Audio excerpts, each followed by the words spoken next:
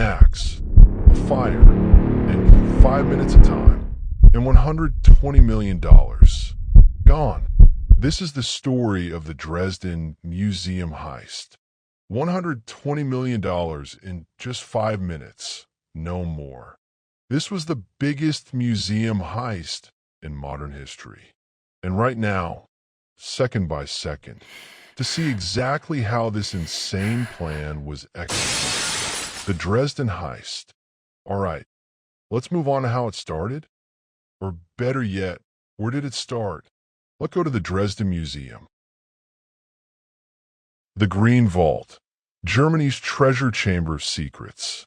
Hidden behind the walls of Dresden's royal palace lies one of the most extraordinary collections of treasure ever assembled by a European ruler. Welcome to the Green Vault. At first glance, it looks like a magnificent museum filled with gold, diamonds, emeralds, and priceless works of art. But beneath the glittering surfaces lies a story of power, obsession, war, mystery, and one of the most daring art crimes in modern history. The story begins more than 300 years ago. In the early 18th century, Augustus the Strong, Elector of Saxony and King of Poland, dreamed of creating a collection unlike anything Europe had ever seen. He wasn't satisfied with simply ruling a kingdom. He wanted to display his wealth and power to the world. So he commissioned master craftsmen, goldsmiths, jewelers, and artists from across Europe to create masterpieces that blurred the line between art and treasure. All right, now let's see how it all started. The story begins when a school brings its students to the museum for a visit. Among the students was a young boy who looked at all the artworks and jewels with great enthusiasm. The brilliance of the pieces left a beautiful memory in his mind. After the museum visit ended, the boy returned home and talked about the museum in great detail. His descriptions were such that they sparked an idea in his father's mind. Such jewels in a museum could be worth a fortune. The father, who himself was a key member of a criminal gang, began researching and investigating the museum. Based on the information he gathered, the artworks inside the museum were of great value. So the father, along with other gang members, got to work. Their first problem was how to enter the museum, as the windows were protected by iron bars. Their second problem was the CCTV system, which covered most areas of the museum. Their third problem was the alarm system, which would send an alert to the police network at the slightest mistake. And their fourth problem was the guards, though later, through a legal clause, they turned into the simplest problem. They could have offered a separate solution for each problem, but they used a solution that solved all their problems in one move. Now, what was their solution?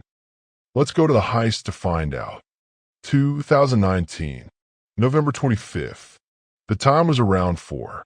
Under the Augustus Bridge, there was an electrical panel that supplied power to the museum area. The thieves caused a fire in the panel by creating a disturbance in it. This disturbance caused a voltage fluctuation, which in turn cut off the entire power supply to the area, and the museum's electricity was also cut off. You might ask, didn't the museum have a backup power supply like a UPS? The answer is yes, it did. But due to the voltage fluctuation caused by the fire, the UPS was also disrupted. As a result, many devices lost power entirely, and even those that still received power did not get full voltage, causing them to malfunction. For example, the CCTV cameras were recording footage, but the image quality was very low, capturing images in a pixel-by-pixel manner. All right, let's get back to the heist.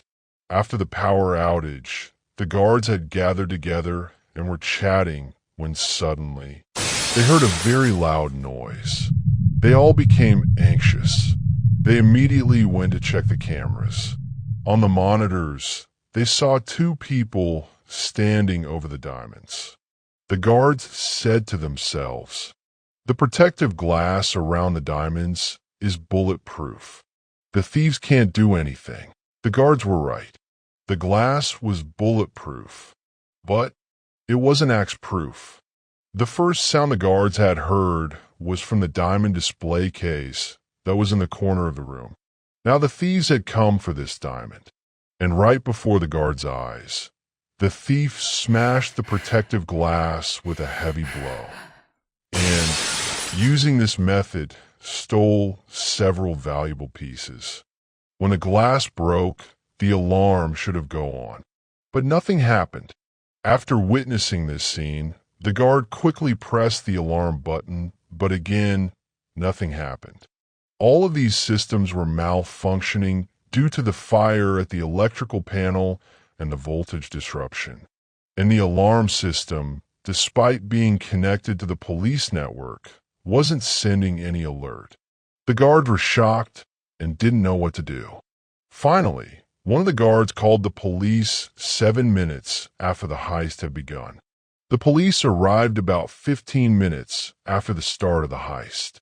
The police began examining the scene and talking to the guards. The first question was, how did the thieves easily infiltrate the museum? Let's go back to about 10 days before the heist. You see two construction workers working on a window, but they aren't actually workers. They're members of the thief team working on the protective window bars. They used a hydraulic cutter to cut through the bars. After cutting the bars, they applied tape over the cut points so that the bars wouldn't move and no one would see the cuts. As a result, on the night of the heist, the thieves only had to give the bars a small pull to remove them from place and easily enter the museum. All right, let's review the heist scenario one more time.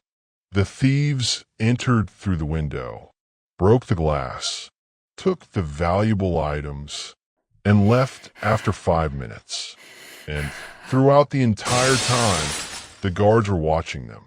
But the main question is, why didn't the guards take any action against the thieves?